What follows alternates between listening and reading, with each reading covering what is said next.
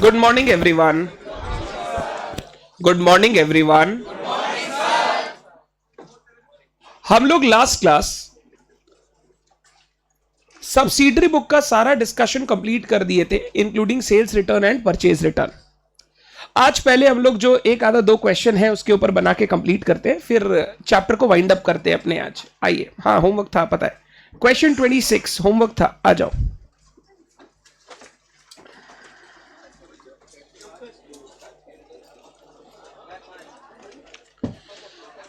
Question बोल रहा है, बातचीत बंद कर first bench. Enter the following transaction in purchase book and post them into ledger. इस बार क्वेश्चन क्या मांग रहा है? परचेज बुक बनाना है और साथ साथ लेजर भी बनाना है. हम लोग 4 अप्रैल को परचेज किए अजय एंटरप्राइज से हवाई चप्पल, लेदर चप्पल.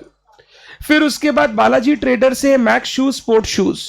तृप्ति इंडस्ट्रीज से शूज और चप्पल. मतलब इन लोगों का काम क्या चीज का है? चप्पल शूज का काम है. ठीक है. इसमें ना क्वेश्चन में लास्ट में जाके एक लाइन लिखा है, देखो. हो सकता है पहले छूट जाए, बाद में हर जगह ठीक करना पड़े. बोल रहा है सारा परचेजेस पे 10% जीएसटी लगेगा. तो जीएसटी हम लोग लगाएंगे, पहले ट्रेड डिस्काउंट माइनस करेंगे, फिर जीएसटी लगाएंगे, फिर जो दूसरा खर्चा लगा है वो जोड़ेंगे उस पे. ठीक. आइए मैं परचेज बुक बनाता हूं, चेक करो. Question number 26. हमारे फर्म का नाम क्या है? नहीं पता. परचेज बुक, डेट, पर्टिकुलर्स और क्या था बोल? फोलियो नंबर है नहीं. कॉलम लेजर फोलियो ये भी है नहीं. Details and total.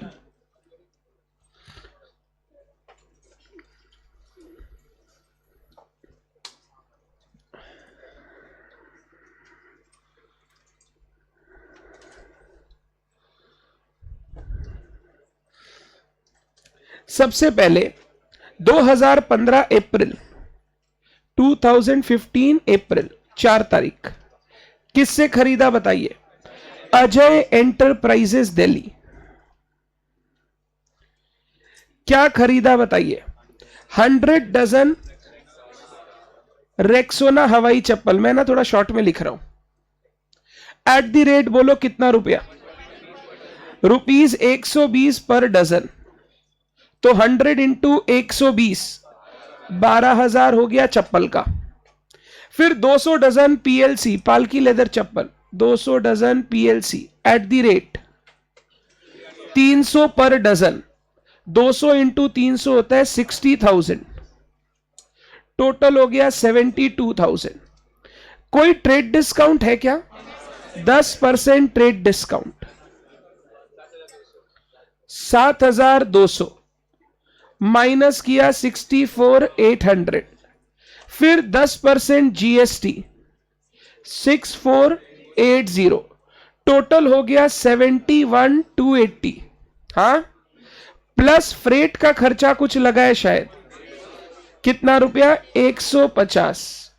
71430.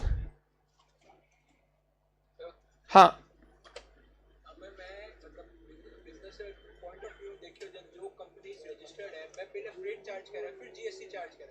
Doesn't matter. बच्चा बोल रहा है पहले फ्रेट बाद में जीएसटी. It all depends. वो फ्रेट क्या चीज का कलेक्ट कर रहा है. समझो, मैं तुमको एक नॉर्मल समझाता हूं. अगर जितना उसका, अब वो सबसे पहले फ्रेट जो चार्ज कर रहा है वो खुद रजिस्टर्ड है कि नहीं चेक करना होगा. मान लो हम लोग भिजवाएं, 150 रुपया का खर्चा किए, हम लोग भिजवाएं मुटिया से. अब मुटिया तो तुमसे जीएसटी चार्ज, तो वो चार्ज करेगा या नहीं करेगा डिपेंड करता है वो क्या चीज तुमसे ले रहा है.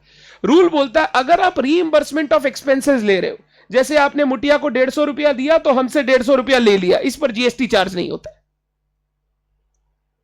लेकिन जब आपने बिल देखा वो गलत है, वो सही नहीं है. That is not a correct way to do it. That is wrong. ये कंपोजिट सप्लाई नहीं है. The correct way to do is this. That is not correct. और आपको देखना पड़ेगा वो सामने वाले को जो फ्रेट दे रहा है उस पर जीएसटी चार्ज हो रहा है क्या. अगर वो उसको जीएसटी जोड़ के दे रहा है तो वो जीएसटी आपसे कलेक्ट डिपेंड करता है आप प्रिंसिपल की तरह एक्ट कर रहे हो, एजेंट की तरह एक्ट कर रहे हो, there are lots of things, अभी उसमें नहीं जाने का, अभी सिंपल समझने का फ्रेट पे जीएसटी नहीं लगाना है। आगे 4 तारीख के बाद नेक्स्ट 15 तारीख, बालाजी ट्रेडर्स दिल्ली। बोलो क्या खरीदा बालाजी ट्रेडर्स से? हमने खरीदा 50 dozen Max shoes at the rate कितना रुपया? 400 पर डजन, तो 50 इंटू 400 हो गया 20,000। फिर 100 pair sport shoes, 100 pair sport shoes at the rate कितना रुपया? 140 पर पेयर होगा वो, हां पर पेयर, तो ये हो गया 14,000, टोटल 34। कोई ट्रेड डिस्काउंट? 10% ट्रेड डिस्काउंट 3400, बचा 30,600 प्लस 10% जीएसटी 3060, टोटल 33,660। कोई फ्रेट वगैरह? 200 रुपया, तो ये हो गया 33,860, 33,860। जीएसटी के रूल्स आप इंटर में सीखेंगे तब आपको पता चल जाएगा फ्रेट पे जीएसटी लगाना है कि नहीं लगाना है, डिपेंडिंग ऑन आपके ऊपर कोई जीएसटी का लग रहा है कि खर्चा नहीं लग रहा है। डन। आगे चलता हूं 15 तारीख के बाद 28 तारीख, तृप्ति इंडस्ट्रीज। कहां से? बोलो क्या खरीदा? 40 पेयर लेदर शूज, कितना में? 400 पर पेयर, तो 40 इंटू 400 होता है 16,000। फिर 100 डजन रोजी हवाई चप्पल, रोजी हवाई चप्पल एट द रेट बोल कितना? 180 पर डजन, तो ये होता है 18,000। 16 18 34, बोल 10% trade discount 3,400, 30,600 at GST 10% 3060, total हो गया 33,660, एड फ्रेट 100, तो टोटल हो गया 33,760 और टोटल परचेज हो गया 139,050। एक बार चेक कर लो 139,050, कोई पंगा इसमें? इट वॉज वेरी सिंपल, कुछ है नहीं। अब सुन, परचेज बुक का लेजर पोस्टिंग करने बोल रहे हैं, परचेज बुक का लेजर पोस्टिंग, तो हमको सबसे पहले क्रेडिटर अकाउंट बनाना होगा, क्योंकि सारे क्रेडिटर का अकाउंट में जैसे जैसे हम परचेज करेंगे उनको पैसा देना है हमको, तो पहले मैं क्रेडिटर्स अकाउंट बना रहा हूं। बोल पहला क्रेडिटर कौन है मेरा? अजय एंटरप्राइज दिल्ली।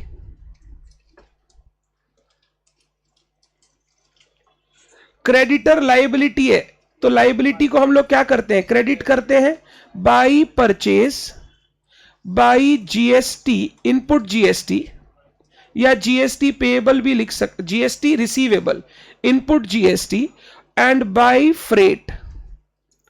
बोलो माल कितने का खरीदा? 64,800, जीएसटी कितने का? 6480 और फ्रेट कितना? 150।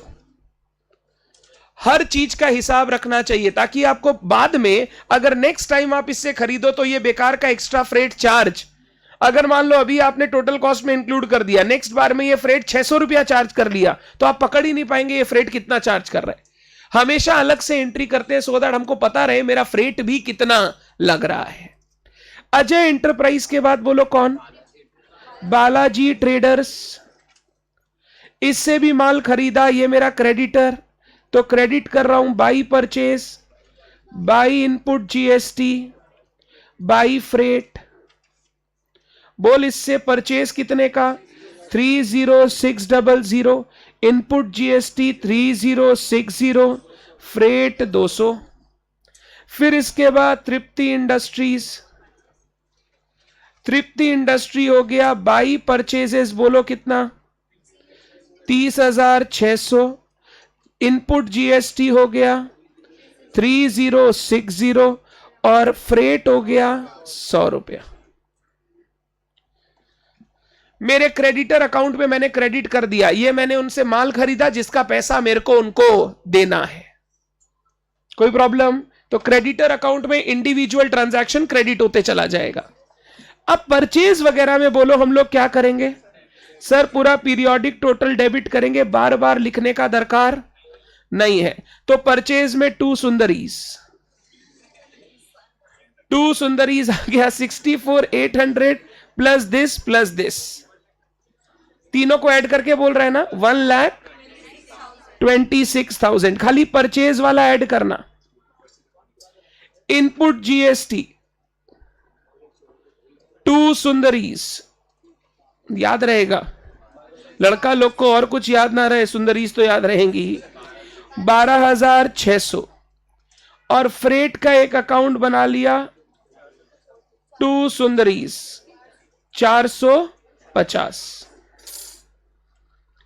ये आपका लेजर पोस्टिंग हो गया परचेज बुक का।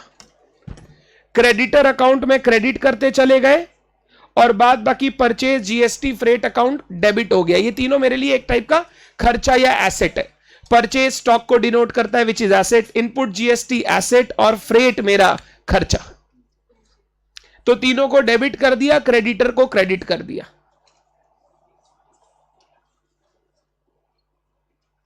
फ्रेट पर जीएसटी लगेगा अलग से, तो आशना आपको क्वेश्चन बता देगा। नहीं बोले तो आप फ्रेट को हमेशा अलग करके दिखाएंगे, उस पर जीएसटी ना ले। डन। फ्रेट पे जीएसटी लगेगा या नहीं लगेगा, ऑल डिपेंड्स ऑन कि सामने वाला आदमी को जीएसटी पे करना पड़ रहा है कि नहीं करना पड़ रहा फ्रेट पे। अगर उसको करना पड़ रहा है तो वो आपसे कलेक्ट कर लेगा, नहीं करना पड़ रहा है तो वो आपसे नहीं लेगा। सो फ्रेट पे जीएसटी ना लगाएं आप। एग्जाम में आज तक जितने भी क्वेश्चन आए ना, टू रिमूव कंफ्यूजन इंस्टीट्यूट ने कभी जीएसटी दिया ही। आप जितने भी क्वेश्चन देखेंगे पास्ट एग्जाम में, कभी आपको जीएसटी नहीं दिखाई देगा, सिर्फ ट्रेड डिस्काउंट। बहुत इजी क्वेश्चन देता है। क्लियर है यहां तक बात? पक्का? डन। अब 26 होमवर्क दिया था, 27 क्लास में करवाया था। आइए 28 करते हैं। ये शायद ना लास्ट क्वेश्चन है पूरे इस चैप्टर का। एक बार ना सारे बच्चे पूरी बुक घुमा लो, देखो कोई क्वेश्चन बाकी है क्या।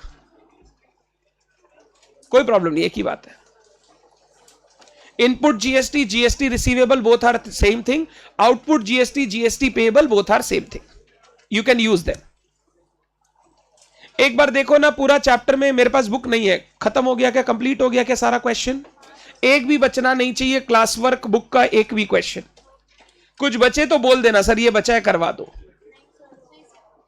हो गया ना? तो चलो लास्ट क्वेश्चन की तरफ बढ़ते हैं। Question number 28।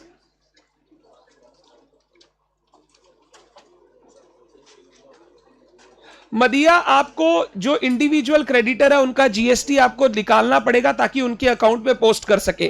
टोटल परचेज पर एक साथ जीएसटी निकालने से इंडिविजुअल क्रेडिटर को कितना पे करना है वो आप निकाल नहीं पाएंगे। पढ़ना शुरू करूं?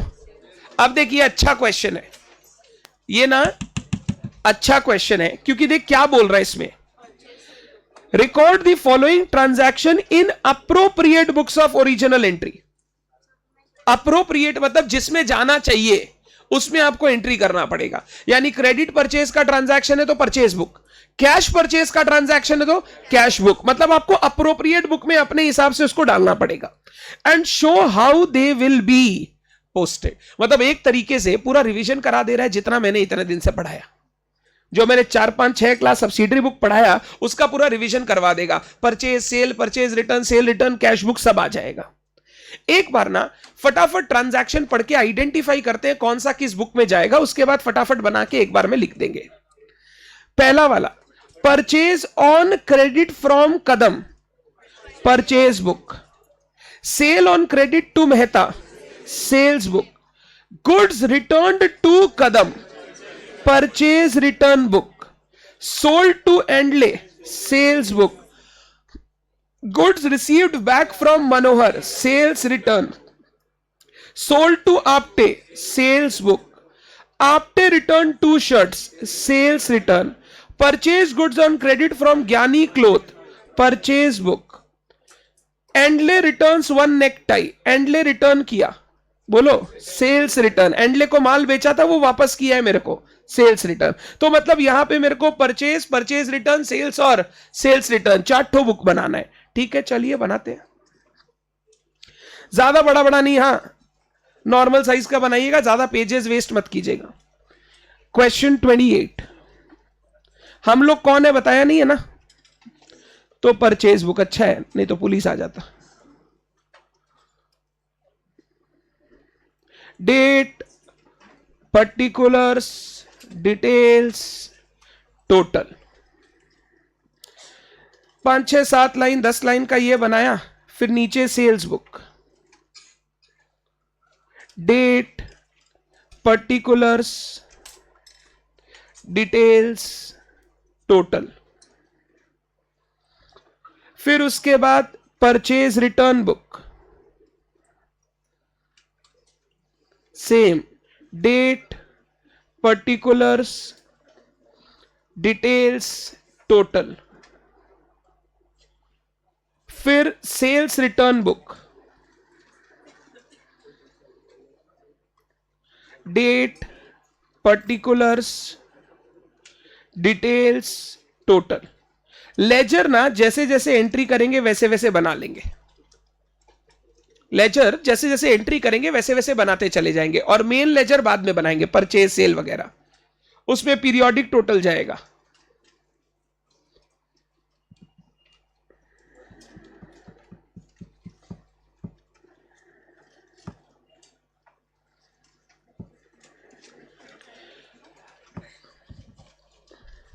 शुरू करें? तफाज दीदी लोग,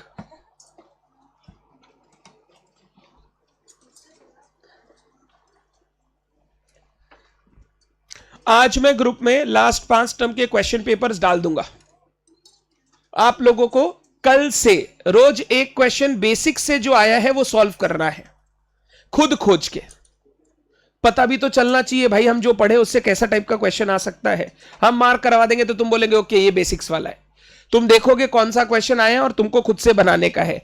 रोज एक क्वेश्चन बनाना है, एक बार में बैठ के 4-5 मत बनाना। उससे थोड़ा 3-4 दिन प्रैक्टिस होने दो बेसिक्स का, तब बेसिक्स दिमाग में बैठ जाएगा।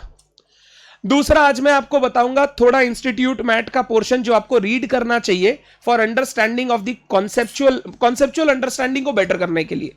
मैंने आपको समझा दिया, मैंने 15-20 क्लास पढ़ा दिया। अब एक बार थोड़ा इंस्टीट्यूट मैट रीड करो और देखो जो पढ़ा वो कंक्रीट है या नहीं है।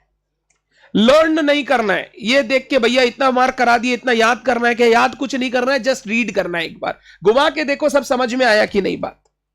मेरे को लगता है रीडिंग से जितना अच्छे से क्लियर होता है उतना सिर्फ बोलने सुनने से क्लियर नहीं होता। एक बार जब देख लेंगे ना उन चीजों को, एकदम दिमाग में छप जाएगा। तो 2 होमवर्क रहेगा आज का जो आपको करने का है। डन। इंस्टीट्यूट की मैट भी मैं क्या करूंगा, पहले यहां मार्क कर लूंगा, मार्क करने के बाद मैं व्हाट्सएप ग्रुप में सबको भेज दूंगा, सो दैट वो तुम्हारे पास रहे। और हर चैप्टर के बाद अगर थोड़ा थोड़ा रीडिंग कर लोगे ना, कॉन्सेप्ट बहुत तेज हो जाएगा, अपने आप आगे निकल जाएंगे। आपको फिर चैप्टर कभी घुमा के देखना नहीं होगा। आइए पहला वाला ट्रांजैक्शन, सारा बात चल रहा है 2019 मार्च का।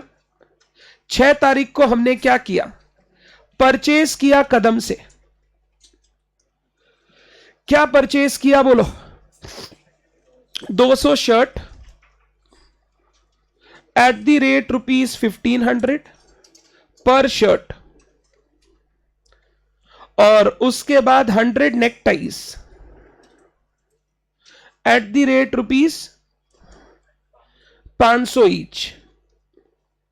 तो 200 इंटू 1500 होता है 3 lakh, if I am not wrong, और 100 इंटू 500 होता है 50,000, 3,50,000।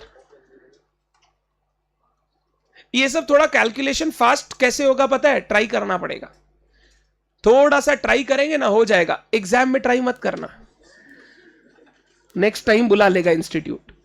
ट्राई सब घर पे करने का। घर पे जब होमवर्क करते हो थोड़ा कैलकुलेटर छोड़ के खुद से कैलकुलेट किया करो, तब क्या होगा, अपने आप कैलकुलेशन। 2-3 बार गलती होगा, फिर ठीक करेंगे तब अपने आप चीजें एकदम दिमाग में बैठने लग जाएंगी। जितना कैलकुलेटर लेस यूज करोगे उतने माइंड शार्प होंगे, बट कैलकुलेटर भी यूज करना सीखना है, वो भी इक्वली इंपॉर्टेंट है। डन। कुछ होनहार बच्चे बोलेंगे सर जब कैलकुलेटर है तो लर्न करने का चिंता क्यों करना है, जब तक इसको चलाएंगे नहीं इस पे जंग लग जाएगा, इसको चलाना पड़ेगा। तो लर्न करने नहीं बोल रहे, चलाने बोल रहे हैं। नेक्स्ट बता क्या हुआ, मेहता को माल बेचा, सेल्स बुक मार्च 19 10 तारीख। किसको बेचा? मेहता को। क्या माल बेचा बताए? 20 Bush shirts at the rate 1750 each, 35,000 होता है, चेक करना। 40 hand towels eight the rate ₹100 each,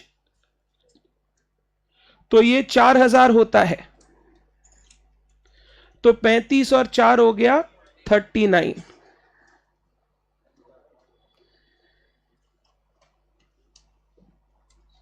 और जिनके कैलकुलेशन फास्ट होंगे उनका कॉन्फिडेंस अलग लेवल पे होगा हमेशा।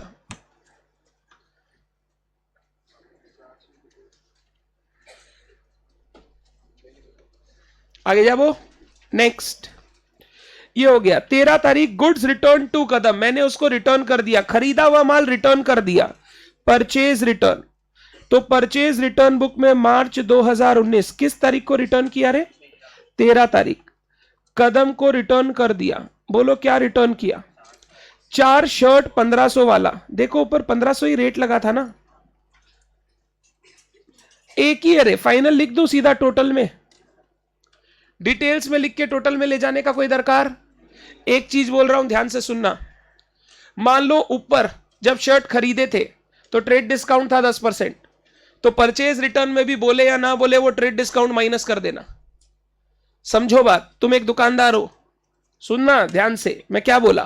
तुम एक दुकानदार हो, तुम्हारे दुकान में माल खरीदने आए, तुमने 2000 का माल 1500 में दिया, 2 दिन बाद वापस वही माल रिटर्न किया और तुमको बोल रहे 2000 दो, दोगे? कितना दोगे? मानते हो तो ये बात? अगर 2000 दे दिए तो तुम बन गए ना ABCDEFGH। तो अगर परचेज में ट्रेड डिस्काउंट है तो रिटर्न के टाइम भी डिस्काउंट कटेगा, क्योंकि वो आपको उतना ही वापस करेगा, वो आपको पूरा वापस। बट अगर मान लो तुमको पूरा वापस कर दे तो कैसा लगे? मजा आए? पेंटालून्स में ट्राई करना, पूरा वापस करता है। चोरी चकारी थोड़ा बहुत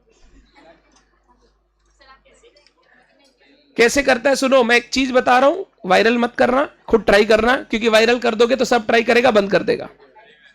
मैंने किया है और हुआ है, अब पता नहीं क्या है, मैं बहुत दिन से गया नहीं, बट होता है। मान लो एक सेल चल रहा है, मैं कैलन सॉली का शर्ट खरीदा, 2000 रुपए का शर्ट, 25% ऑफ, कितना में मिला मेरे को? 1500। 7 दिन बाद सेल खत्म हुआ, रिटर्न कराने गए, पूरा 2000 का क्रेडिट नोट मिलेगा, 2000 का क्रेडिट नोट मिलेगा। And it is true, try it. हाँ, सेल के बाद जाना, सेल में जाओगे तो फिर तो वो वही कोड ले लेगा। हाँ, बिल दे, वो क्या करता है, वो लोग बिल नहीं देखता, वो लोग उसको देख के पंच करता है, और पंच करता है तो क्या होता है सुनो, उनका क्या है सिस्टम, पंच करेगा, जो भी आइटम आया, आइटम का जो उस दिन प्राइस चल रहा ना, सिस्टम वही लेगा।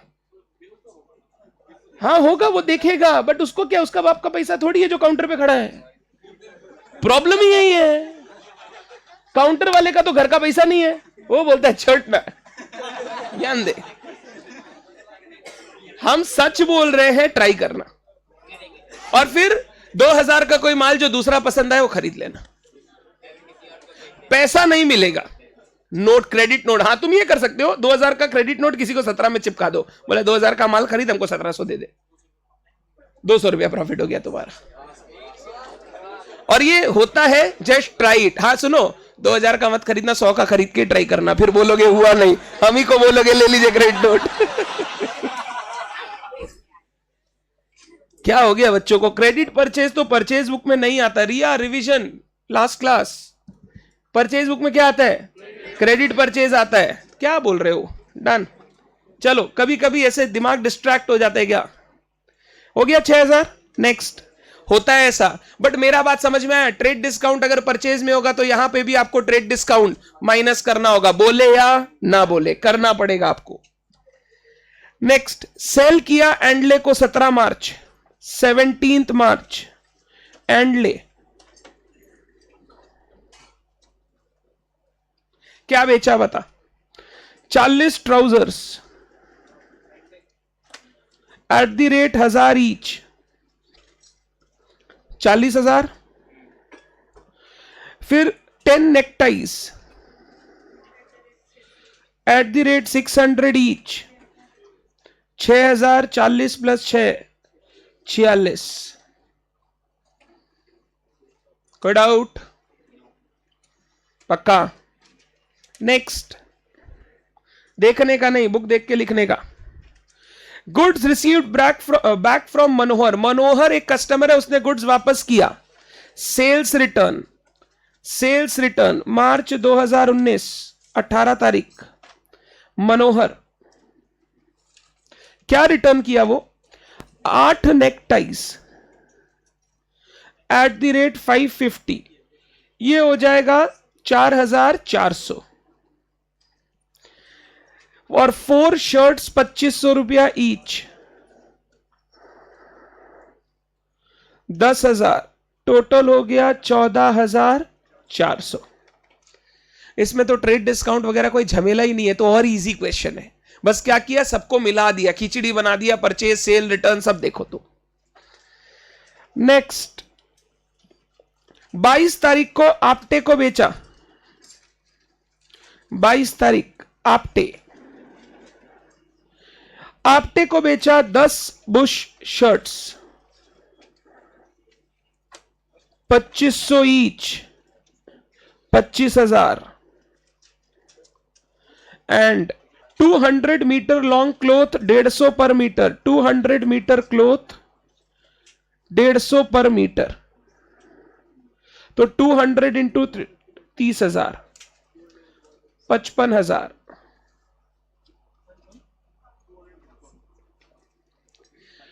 Next,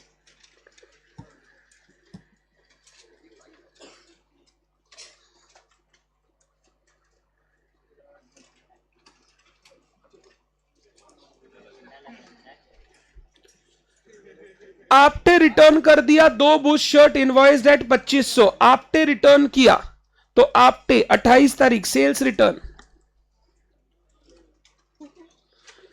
2 bush shirts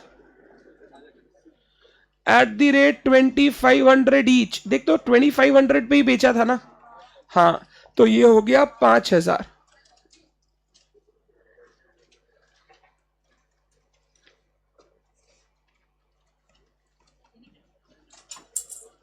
invoice price MRP को नहीं बोलते, उसके इनवॉइस पे जो प्राइस है उसको बोलते हैं, जितना वो मेरे से चार्ज कर रहा है।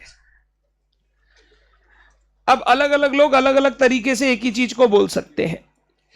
ज्ञानी क्लोथ स्टोर से परचेज किया 30 तारीख, Gyani cloth store 300 bush shirt at the rate 2000 each, 6 lakh. 400 metre long cloth at the rate 125 each per metre, 50,000। और 100 मीटर शर्टिंग 750 पर मीटर,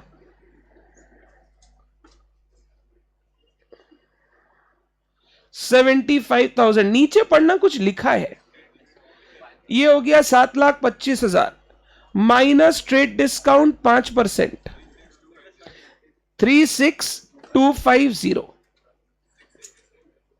688,750। एक ट्रेड डिस्काउंट दिया पूरे क्वेश्चन में।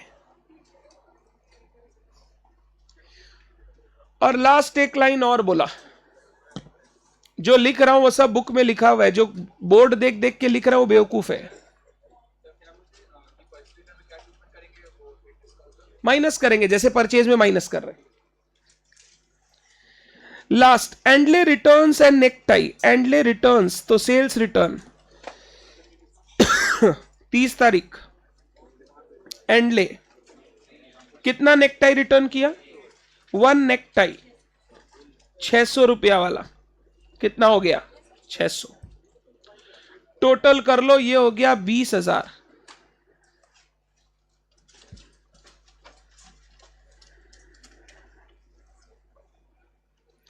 ये 6,000,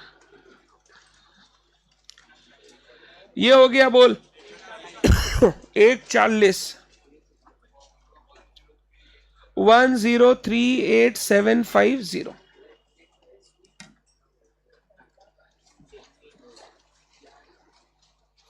ये एक क्वेश्चन प्रैक्टिस करने से ऑलमोस्ट सारा बुक्स एक बार निकल जाएगा हाथ से।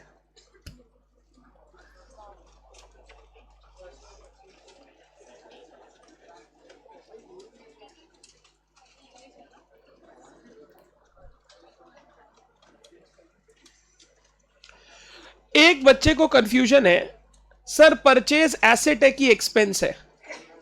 एसेट है, और एक्सपेंस तब बनता है जब वो माल बिक जाता है, जिसको हम लोग बोलते हैं कॉस्ट ऑफ गुड्स सोल्ड। तो जब मैं डायरेक्ट एक्सपेंस की बात करता हूं, जनरली मैं बात कर रहा हूं कॉस्ट ऑफ गुड्स सोल्ड की। जितना माल बेचा उसका cost is a direct expense. तो purchase is an asset, cost of goods sold is a expense. और कॉस्ट ऑफ गुड्स सोल्ड का मेजर कंपोनेंट क्या है? Purchase. Opening stock plus purchase minus closing stock. तो cost of goods sold is expense, purchase is always asset. And freight एक खर्चा है, तो वो खर्चा बोल के एक्सपेंस बोल के आ जाएगा। लेजर अकाउंट्स बनाए, एक एक करके पहले पार्टी का बनाते हैं। कदम अकाउंट, कदम से हमने माल खरीदा है, तो ये हमारा कौन? Creditor. Creditor is a liability. तो माल परचेज करेंगे तो क्या करेंगे? क्रेडिट करेंगे। 6 मार्च को मैंने माल परचेज किया, बाई परचेजेस। बोल 6 मार्च को कितने का परचेज किया? 350।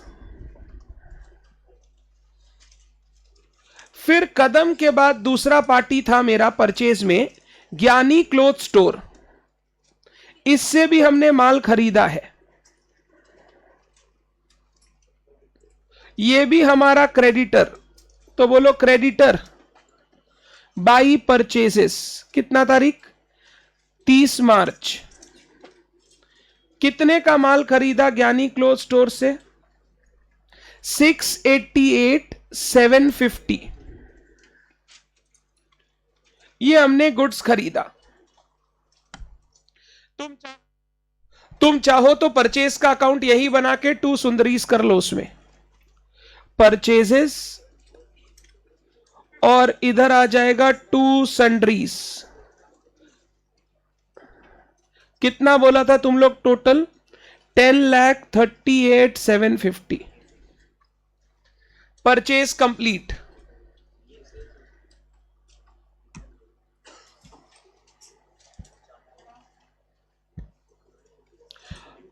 आकाश बेसिक्स वाला क्लास करना पड़ेगा आपको, अभी ये सब मैं नहीं बताऊंगा। लायबिलिटी और एक्सपेंस के बीच में बच्चा डिफरेंस पूछ रहा है, प्लीज सी बेसिक्स का क्लास, समझ में आ जाएगा। नेक्स्ट बताओ, मेहता, एंडले और आपटे 3 को सेल किया है माल। मेहता, अरे जिसको माल बेचते हैं वो अपना कौन? डेटर। डेटर को क्या करेंगे आप? डेबिट। बोलो मेहता को कितने का माल बेचा?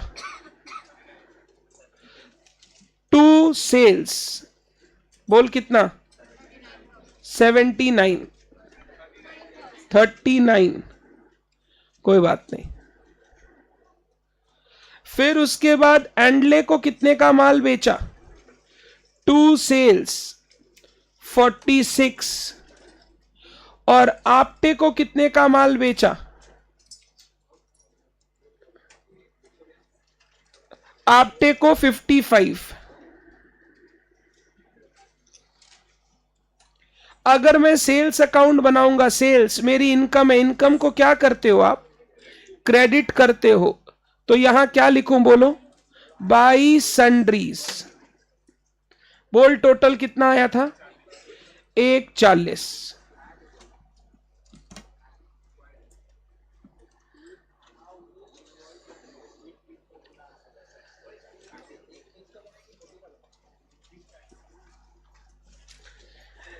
Next purchase return. किसको माल रिटर्न किया था रे? कदम को। कदम का अकाउंट बनाया है क्या? तो इधर ही दिखा दे, 2 परचेज रिटर्न 6000। कदम में टू परचेज रिटर्न, क्रेडिटर कम हो जाएगा और परचेज रिटर्न में बोल क्या आ जाएगा, बाई सन्ड्रीज, बाई कदम नहीं, बाई सन्ड्रीज। एक है तो भी यही दिखाना है 6000। तो कदम में to purchase return, purchase return में बाई सन्ड्रीज। नेक्स्ट बोल सेल्स रिटर्न में कौन है, मनोहर आपटे एंडले। आपटे एंडले तो है मेरे पास, मनोहर अकाउंट बना लेता हूं। सेल्स रिटर्न हुआ है तो डेटर कम हो जाएगा, बाई सेल्स रिटर्न। मनोहर ने कितना माल रिटर्न किया था, 14,400। मनोहर रिटर्न किया 14,400।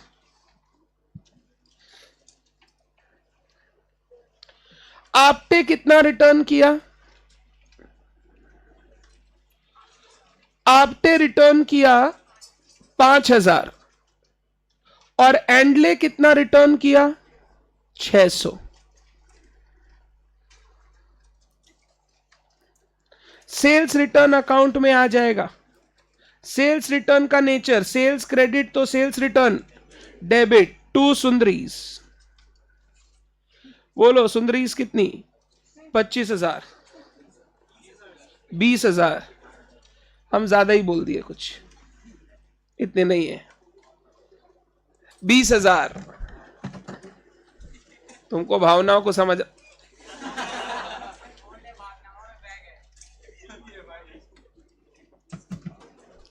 चलो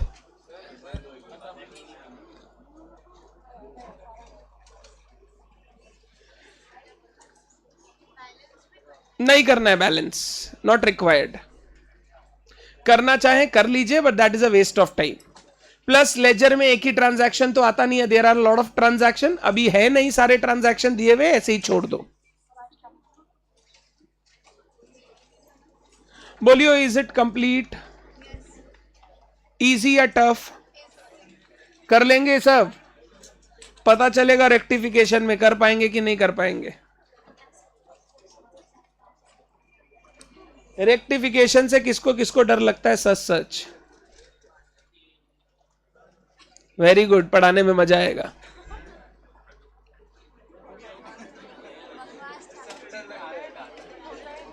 हाँ, उससे अच्छा चैप्टर नहीं बना आज तक। चलो कोई बात नहीं, लिख लिया क्या? ये सब मैं 2 क्लास से करवा रहा हूं, इसीलिए थोड़ा फटाफट किया। लिखो भी फास्ट थोड़ा यार, सब होमवर्क जाना चाहिए। एक बार देख ले, एकदम लास्ट तक सारे क्वेश्चंस हो गए। 29, 30, 31, 32, 33, 33 सारे हो गए ना, कंप्लीट।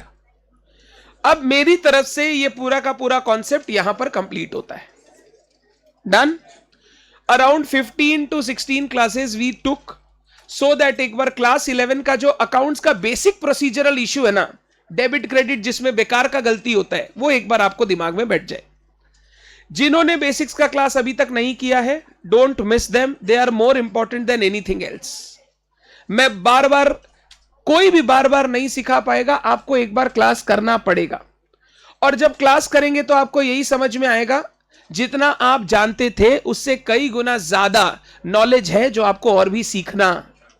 अभी तो फाउंडेशन है, इंटर में इसी चीज को अलग तरीके से पढ़ना पड़ेगा, फाइनल में उसी चीज को फिर अलग तरीके से पढ़ना पड़ेगा, सो दैट चीजें क्रिस्प होती जाए दिमाग में, ज्यादा हम लोगों को याद रखने का दरकार। अभी मैंने हर एक चीज बोला, इंटर में इसी को कंसाइज करके ऐसा बोलेंगे कि दिमाग में सारा बैठा हुआ चीज वापस एक बार याद आ जाए। This is important at every level. आपको पीछे वाले लेवल का सारा रिवीजन होना चाहिए। कंप्लीट है पक्का 100%? सर एग्जाम में लेजर का फॉर्मेट बनाना पड़ेगा, बहुत जरूरी है format banana, it is mandatory. इसीलिए एग्जाम में कभी लेजर पूछता नहीं है ये सब्सिडरी बुक्स में, क्योंकि सब्सिडरी बुक में 5-6 लेजर बनाना पड़ेगा। इतना फॉर्मेट बनाएंगे 4 मार्क्स के लिए तो टाइम ही चला जाएगा। एग्जाम में कभी लेजर पूछता ही, एग्जाम में सिर्फ बोलेगा सेल्स बुक बना दो, परचेज बुक बना दो, वो लेजर कभी नहीं पूछेगा। अदरवाइज अगर एग्जाम में लेजर पूछता है तो आपको फॉर्मेट बनाना पड़ेगा, इसीलिए पूछेगा नहीं, डोंट वरी। अब सुन, एक बार के लिए जर्नल प्रॉपर अपना बाकी है। जर्नल प्रॉपर अपने सीखेंगे फाइनल अकाउंट्स के चैप्टर की लास्ट क्लास में। अभी नहीं सिखा सकते, अभी सिर्फ इतना सिखा सकते हैं, जिस ट्रांजैक्शन का कोई सब्सिडरी बुक नहीं है वो सारे ट्रांजैक्शन जर्नल प्रॉपर में जाएंगे। हम लोग उसको रेसिडुअल बुक बोल सकते हैं। जो कहीं नहीं जाएगा उसको कहां डाल देना, जर्नल प्रॉपर में। उसका अच्छा एक्सप्लेनेशन फाइनल अकाउंट्स की लास्ट क्लास में 2 घंटे आपको दूंगा, क्या है क्या नहीं। डन। बट अभी वो सही टाइम नहीं है बोलने का, ठीक। अब ना मेरी समरी बुक में आइए, कुछ ऐसे क्वेश्चन है ना जो बच्चे मेरे से बहुत फ्रीक्वेंटली पूछते हैं।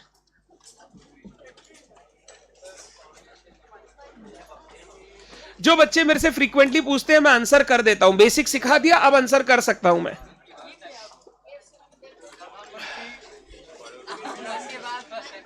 बस हम भी कोई दिन उधर तुम देखोगे मेरे को। अभी मोदी जी है तो मैं बोल रहा हूं वो ठीक कर रहे हैं काम, हम जाने का इच्छा नहीं है। पार्टी का नाम होगा अपना काम बनता, भाड़ में जाए जनता। हटा ही देंगे पूरा।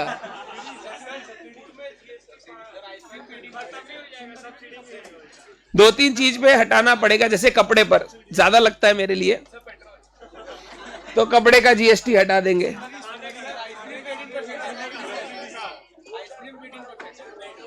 ठीक है, डन। ठीक है। अरे सीए में रिजर्वेशन नहीं, आप क्यों चिंता कर रहे हैं? We don't have reservation in CA. यहां पे कोई आदमी एससी एसटी जनरल कुछ फर्क नहीं पड़ता है। तुम दे रहे हो क्या? तुम नीट लेते हो, तुम नीट देते थोड़ी हो। चलो ए दीदी बंद कीजिए। चलो, नीट लेते हो नीट देते नहीं हो ये सब धीरे धीरे समझ में आएगा तुमको। चलो, हाँ वो खत्म है एकदम। सुनिएगा, कुछ क्वेश्चंस मैंने बनाए हैं जो मेरे को बच्चे टाइम टू टाइम पूछते रहते हैं। आप सिर्फ क्वेश्चन सुनो और इसका आंसर क्या है वो सुन लो, सो दैट ये डाउट्स आपके मन में ना आए। सर फाउंडेशन एक बार में हो जाएगा क्या? आंसर इज सुनना, वो तो बेकार टाइप का आंसर है, पढ़ोगे तो हो जाएगा, नहीं पढ़ोगे तो नहीं होगा, ये तो सबको पता था। आंसर इज, फाउंडेशन जो बच्चे सिर्फ एग्जाम क्रैक करने के लिए पढ़ेंगे वो आराम से पास हो सकते हैं। मतलब यहां पे सिर्फ एग्जाम स्ट्रेटेजी से भी पढ़ा जाए ना तो पास होना बड़ा बात नहीं है, क्योंकि हर सब्जेक्ट में जो क्वेश्चन पेपर आएगा वो क्वेश्चन पेपर आपको पहले से पता रहेगा। अकाउंट्स में मैं आपको बता दूंगा क्वेश्चन 1 में क्या आएगा, 2 में क्या आएगा, 3 में क्या आएगा, 4 में क्या आएगा, 5 में क्या आएगा, 6 में क्या आएगा। लॉ में भी क्वेश्चन 1 2 3 4 5 6 में क्या आएगा। आपको टेंटेटिवली ये बता दूंगा इस चैप्टर से 2 का ए आएगा, इस चैप्टर से 2 का बी आएगा, पहले से बता दूंगा। तो जब इतना चीज आपको पता रहेगा ना, फेल होने का चांस कम है। फेल कौन हो जाते हैं पता है? जो एकदम ही लाइटली ले लेते हैं, जिनको ऐसा लगता है हम तो 30 मार्क खाने हैं, लास्ट 7 दिन पढ़ेंगे तो भी हमारा हो जाएगा। नहीं, फाउंडेशन को मेरा जो देखने का तरीका है, ये वो एग्जाम नहीं है जिसको पास करके बहुत ही खुशी का अनुभव होना चाहिए, बिकॉज ये ऐसा चीज है जो सभी पास हो जाएंगे। बट इस लेवल पे आप जितना सीखेंगे ना, आपका आगे लेवल पे पास होने का प्रोबेबिलिटी उतना ज्यादा हो जाएगा। आप अगर नया सिलेबस भी देखोगे तो इंस्टीट्यूट का यही रोड मैप है, तू फाउंडेशन निकाल, इंटर फाइनल अपने आप हो जाएगा, क्योंकि इतना टफ कर दिया फाउंडेशन को, इतना tough you can not think of. मतलब मेरे को अकाउंट्स में 150 क्लासेस लेनी होगी जब मैं फाउंडेशन में पढ़ाऊंगा नेक्स्ट बैच। 150 क्लास 2 घंटे की, इतना मेरे को पढ़ाना पड़ेगा, इतना बड़ा सिलेबस बना दिया है। क्लास लेने का ज्यादा क्लास लगने का यह भी एक है कि मैं ये सोच के पढ़ाता हूं कि किसी को कुछ भी नहीं पता है। अदरवाइज ये सब्सिडरी बुक वगैरह 1-2 दिन के अंदर भी वाइंड अप किया जा सकता है।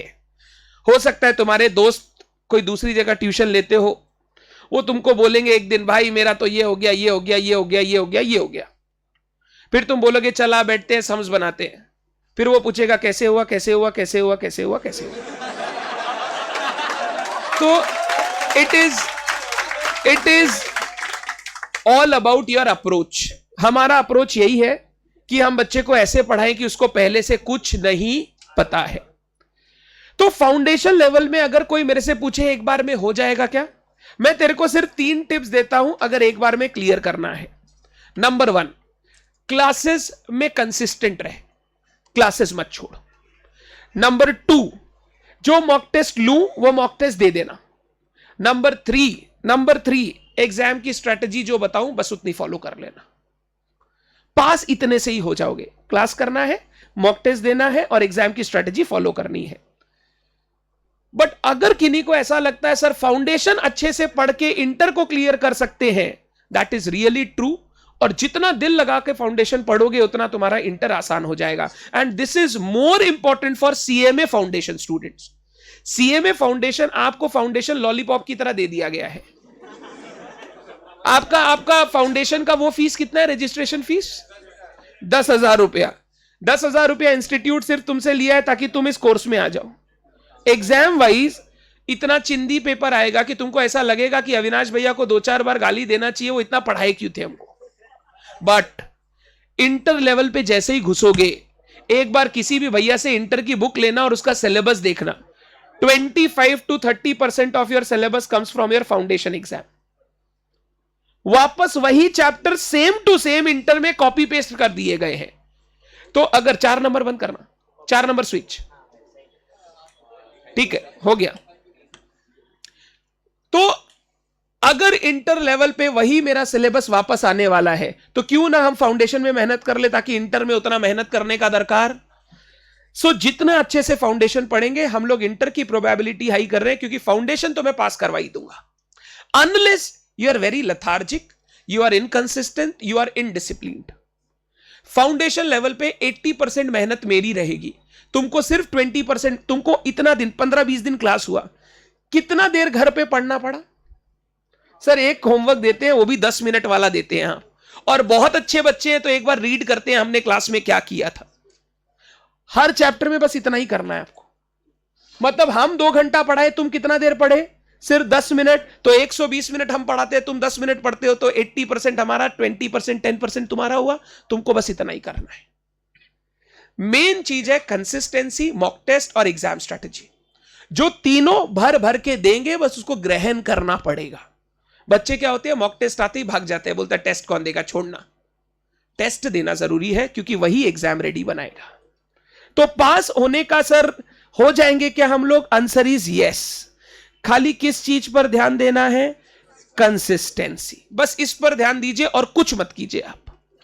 क्वेश्चन 2, फाउंडेशन में कितना घंटा पढ़ना होगा? आंसर इज घंटा ही पढ़ना होगा।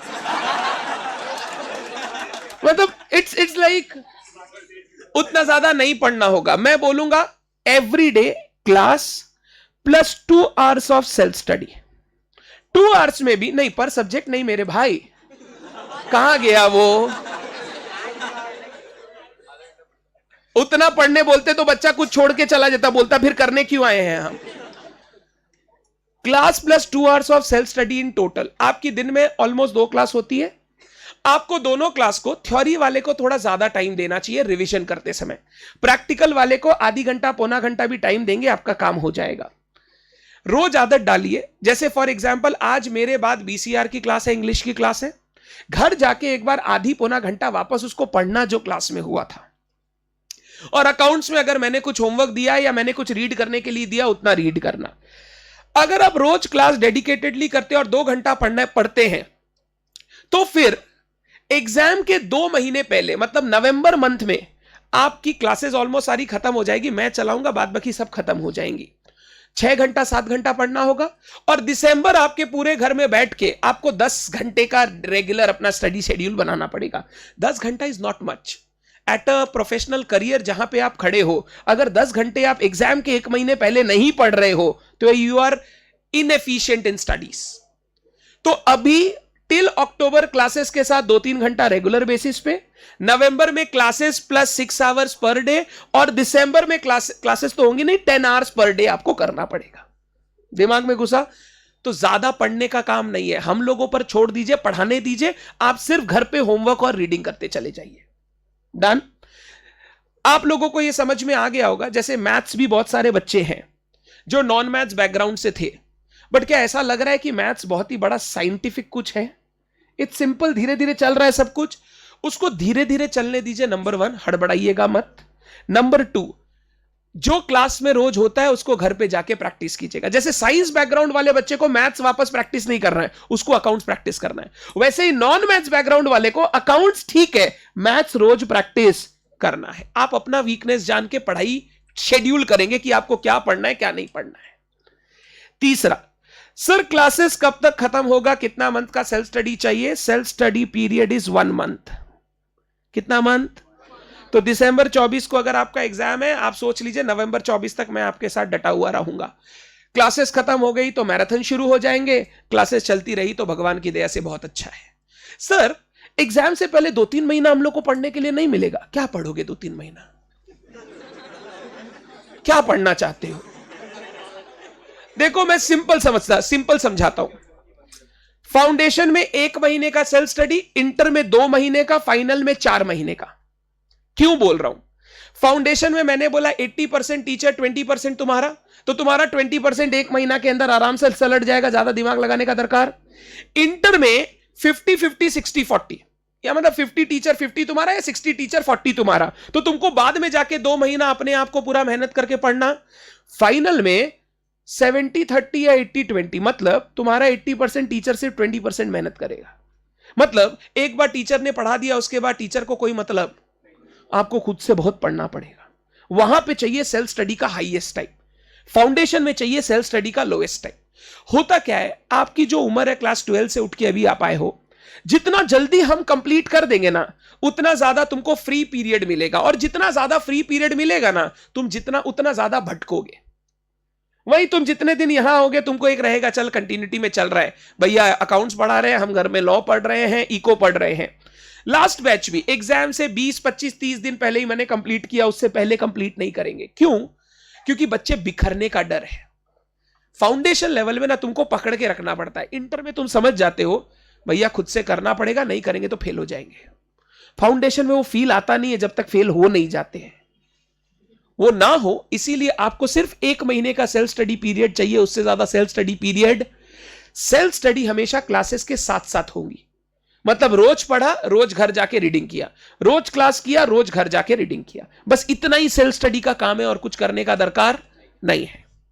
सर आपका बुक से हो जाएगा या स्कैनर लेना होगा अलग से? अकाउंट्स में नो स्कैनर रिक्वायर्ड। रीजन बोल रहा हूं, मैं अपनी बुक्स पूरी करवा रहा हूं, जिसमें इंस्टीट्यूट मैथ 99.99% कवर्ड है।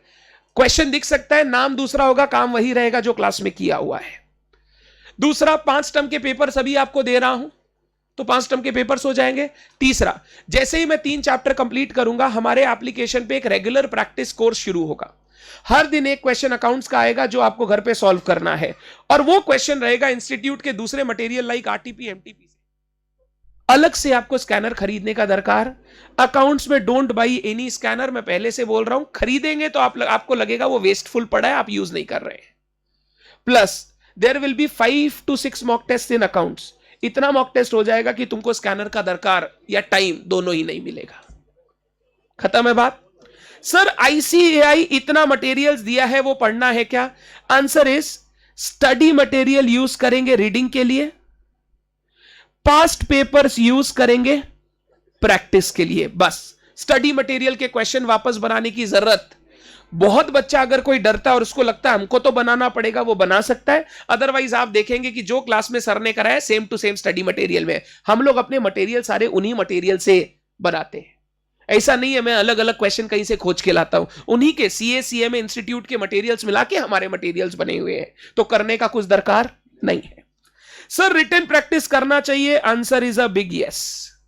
बिना रिटन प्रैक्टिस के टाइम मैनेजमेंट कभी पता नहीं चलेगा। तुम कर रहे हो, क्वेश्चन राइट भी बन रहा है, अब कोई क्वेश्चन 10 मिनट में होना चाहिए, तुम उसके लिए 25 मिनट लगा रहे हो, तो एग्जाम में तो प्रॉब्लम करोगे ना। जो 100 मार्क का पेपर सॉल्व करना है, तुम उसकी जगह 60-70 ही कर पाओगे। तो written practice is a must, but वो रिटन प्रैक्टिस सुन ले 3 फेज में होंगी। पहला रिटन प्रैक्टिस फेज हो गया होमवर्क, दूसरा रिटन प्रैक्टिस फेज हो गया past paper, and regular practice. तीसरा रिटन प्रैक्टिस हो गया मॉक टेस्ट। 3 फेज में हमारा रिटन प्रैक्टिस चलेगा। रोज का homework will be a written practice. जब मैं पास्ट पेपर दूंगा तो वो पास्ट पेपर सॉल्व करना, रेगुलर प्रैक्टिस सॉल्व करना is a written practice. And number 3 mock test जो दोगे वो भी एक रिटन प्रैक्टिस है। अलग से कुछ करने का दरकार नहीं है। सर मेरा मैथ्स नहीं था क्लास 12 में, हमको कैसे करना चाहिए? जो मैंने बोला, मैथ्स को रीडू करना है घर जाकर। नवनीत जिस तरीके से मैथ्स को समझाएगा वो इंश्योर करेगा कि एकदम छोटा से छोटा, नालायक से नालायक बच्चा भी एक बार समझ सके वो बात। मैथ्स सबसे ज्यादा डेंजरस इसलिए है क्योंकि सबसे कम टाइम में मैक्सिमम क्वेश्चन मैथ्स में ही सॉल्व करने हैं। 120 मिनट में 100 क्वेश्चन सॉल्व करने हैं, which becomes very tough in exam. Economics BCK में उतना टफ नहीं लगेगा क्योंकि वो थोड़ा थ्योरेटिकल है, मैथ्स में वो ज्यादा टफ हो जाता है। तो मैथ्स की चिंता रहेगी। 2 सब्जेक्ट की चिंता बहुत ज्यादा रहेगी, मैथ्स और लॉ। अकाउंट्स भी नहीं बोलूंगा। क्यों चिंता रहेगी? लॉ नया है आपके लिए, आपने कभी ऐसा कुछ पढ़ा नहीं है, तो उसमें आंसर कैसे लिखे जाएंगे उसका कोई नॉलेज नहीं है, वो नॉलेज आपको लेना है। और मैथ्स क्योंकि कम टाइम में बहुत ज्यादा सॉल्व करना है, तो उसको कैसे हमको ग्रैब करके रेगुलर बेसिस पे करना है ताकि हम पेपर सॉल्व कर सके, वो बहुत इंपॉर्टेंट रहेगा। अकाउंट्स, इको, बीसी के आपके मार्क्स को एलिवेट करने का काम करेंगे। मतलब कोई बच्चा अगर सीए फाउंडेशन में 250 से ऊपर, 250 नहीं बोलूंगा, 280 से ऊपर, 280 क्या होता है मैं बता देता हूं। टोटल मार्क्स कितने हैं? 400। इसका 70% 280। जब आप 280 लाकर पास होंगे ना, तो आपके रिजल्ट में लिखा हुआ आएगा passed with distinction, which is in itself a very good thing. अच्छा चीज है ये अच्छा माना जाता है। इंस्टीट्यूट आपको एक वो बोलता है कि आप पास नहीं हुए, पास हुए विथ डिस्टिंक्शन। अगर किसी को 280 या 300 से ऊपर वाला मार्क्स चाहिए, होगा ही सबके मन में, उनको अकाउंट्स और इकोनॉमिक्स बीसीके में कम से कम 80 का टारगेट लेके चलना पड़ेगा, तब जाके वो मार्क आप क्रॉस कर पाओगे। अगर कम से कम 80 का टारगेट नहीं लिए ना, तो आप अगर 80 160 होता है, किसी को 300 चाहिए तो 160 के बाद कितना चाहिए? 140। मैथ्स और लॉ में 70 लाना is difficult as compare to accounts and eco में 80 लाना। तो मिनिमम ये मार्क्स आपको इन 2 सब्जेक्ट में चाहिएंगे उन बच्चों को जिनको 280 या 300 से ऊपर अपना स्कोर लेकर जाना है। ये हमारे मार्क्स को एलिवेट करने का काम करेंगे। और मैथ्स और लॉ हमको अच्छे से पढ़ना है ताकि हम उसको एग्जाम में एक बार में क्लियर कर पाए। तो मैथ्स के लिए मैं आपको सिर्फ इतना बोलूंगा, जो नॉन मैथ स्टूडेंट है, जिनको बहुत डर लगता है, घर जाके वही क्वेश्चन जो क्लास में हुए खुद से एक कॉपी लेकर बनाओ कि आपसे बन रहा है कि नहीं बन रहा है। और जो नॉन अकाउंट्स बैकग्राउंड वाले हैं, वो घर जाके अकाउंट्स का रीडू करेंगे, सो दैट थोड़ा सा क्लियर हो जाएगा ना चैप्टर में, फिर कोई प्रॉब्लम नहीं आएगा। अभी जितना क्लास अगर समझ में आ गया ना, तो इसके बाद हर क्लास तुमको समझ में आएगा, ये गारंटी है, इसमें कोई प्रॉब्लम नहीं होगा। मेन होता है बच्चे को सब्जेक्ट समझाना। साला सब्जेक्ट समझ में आ गया, उसके बाद तो अंदर का काम कर ही लेंगे। वो सब्जेक्ट समझाना इज डिफिकल्ट फॉर मी। इस तरीके से अगर आप अभी से अपनी प्रिपरेशन करते हैं तो आप इजीली पास कर जाएंगे। मैं अभी आपको बोलूंगा, लाइफ में चिल रहो। कॉलेज शुरू हो रहा है, कॉलेज का लाइफ थोड़ा एंजॉय करो, क्लासेस रेगुलर करो, और क्लासेस के बाद घर जाके 2 घंटे का एक स्टडी शेड्यूल बना लो। जैसे जैसे हम 1-1 महीने आगे बढ़ेंगे, अपना शेड्यूल 1-1 घंटे से इंक्रीज करते जाना। स्टडी शेड्यूल, क्लासेस तो 2-2 ही चलेंगी, स्टडी शेड्यूल 1-1 घंटे से इंक्रीज कर देना। मतलब जुलाई में अगर 2 घंटा कर रहे हो, अगस्त में 3, सितंबर में 4, अक्टूबर में 5, नवंबर में 6 एंड दिसंबर में 10, क्योंकि क्लास खत्म हो जाएगा तो 6 + 4 घंटा क्लास का टोटल कितना होता है? बस इतना ही दिमाग लगाना है। और सबसे अच्छा टाइम पता है पढ़ने के लिए क्या होता है? सुबह सुबह पढ़ के कंप्लीट कर दो। मतलब एक बार हम 4 बजे क्लास के बाद घर घुसे, उसके बाद हमको कोई पढ़ाई करने का चाप, खेलो, क्रिकेट खेलने जाओ।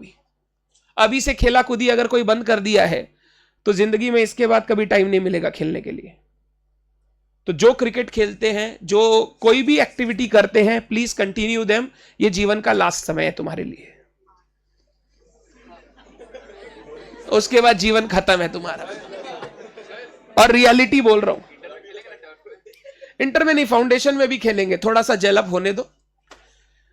तो क्या है ना, इट इज लाइक अपना जिंदगी जैसे जी रहे थे वैसे जिए, ज्यादा चेंज करने का दरकार, बस पढ़ाई को भी एक पार्ट ऑफ योर लाइफ बना लो। अब रेगुलर पढ़ने से होगा, अब हफ्ते में एक बार पढ़ने से नहीं होगा। रेगुलर पढ़ेंगे 2 घंटा पढ़ना पड़ेगा, हफ्ते में एक बार पढ़ेंगे 15-16 घंटा पढ़ना पड़ेगा। बेटर है रोज 2 घंटा पढ़ना चालू कर दो। सुबह 11 बजे से क्लास शुरू होती है, तुम गंदे से गंदे बच्चे हो तो 9 बजे उठते होगे, कुछ बहुत कम बच्चे होंगे जो 10:30 बजे उठ के 11 बजे की क्लास में घुस रहे हैं।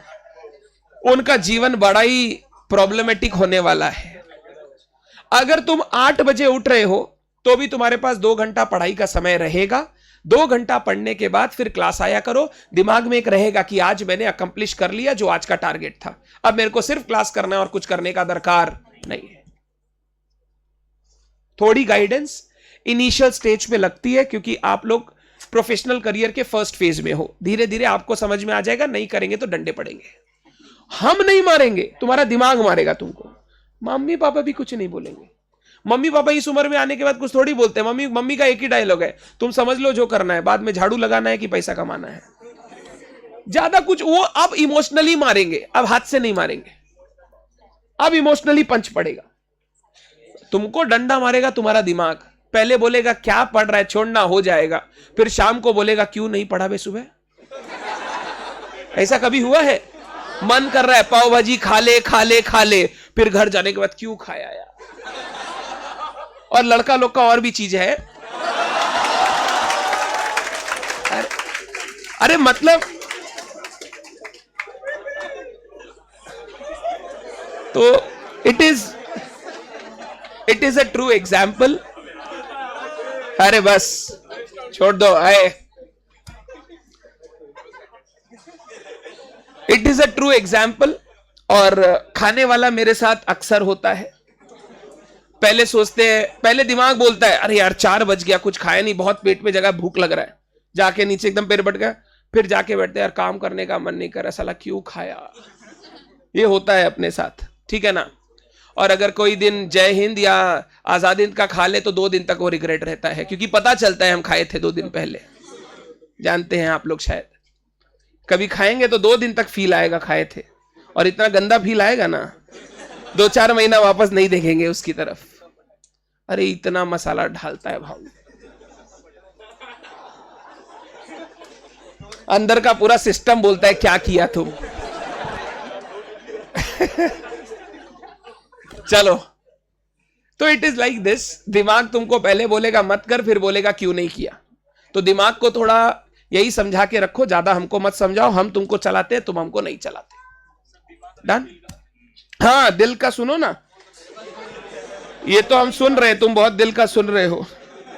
आजकल अकेले दिखते ही नहीं हो, पैर में ही दिखते हो। चलो, सब बकवास काहे करते हो? दिमाग का सुने, दिल का सुने, हद बकवास है, मतलब कुछ भी। डन? अब सुन, 5 मिनट में छुट्टी दे रहा हूं। हाँ, हो गया, मेरा काम हो गया, मेरा सारा कंप्लीट हो गया। सुनो, मैं नया चैप्टर कभी भी बीच में स्टार्ट नहीं करता हूं। नए दिन से नया चैप्टर। सुनना, 5 टर्म का पेपर आज मैं ग्रुप में डाल दूंगा। 5 टर्म इंक्लूडिंग May 23 जो लेटेस्ट हुआ था वो भी आ जाएगा तुम्हारे पास। तो ये सारा 5 टर्म का पेपर तुमको सॉल्व करना है, रोज एक क्वेश्चन। डन? अब लास्ट बात जो बचा वो है, अरे दीदी धीरे, ए बंद हो जा।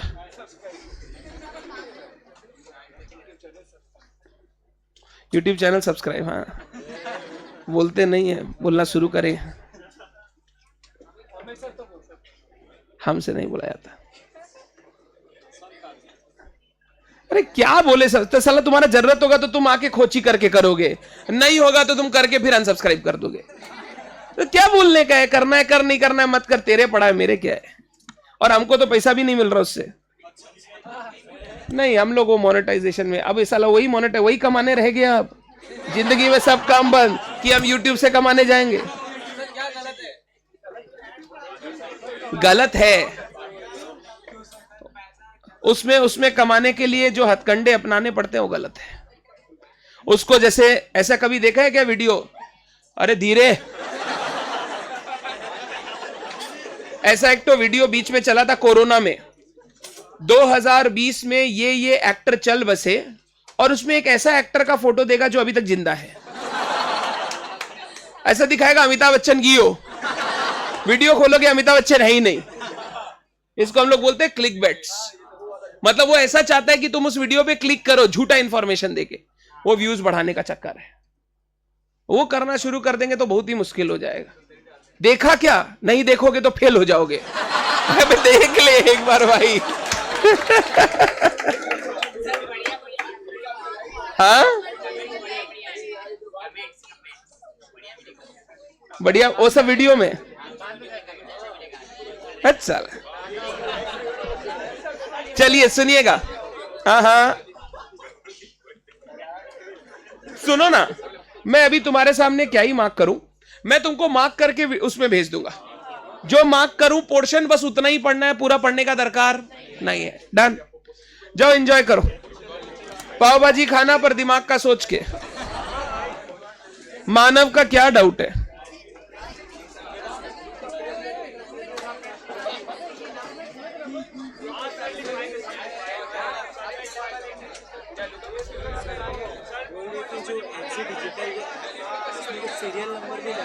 हाँ वो मेल में है ना, सीरियल की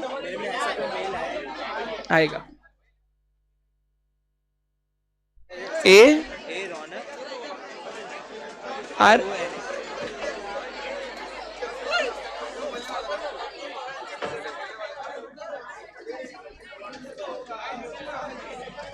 अब देख, इसमें ये देख सीरियल की दिख रहा है, समझ गया? तेरे मेल में चला गया। स्पैम फोल्डर देख लेना, नॉर्मली नहीं है।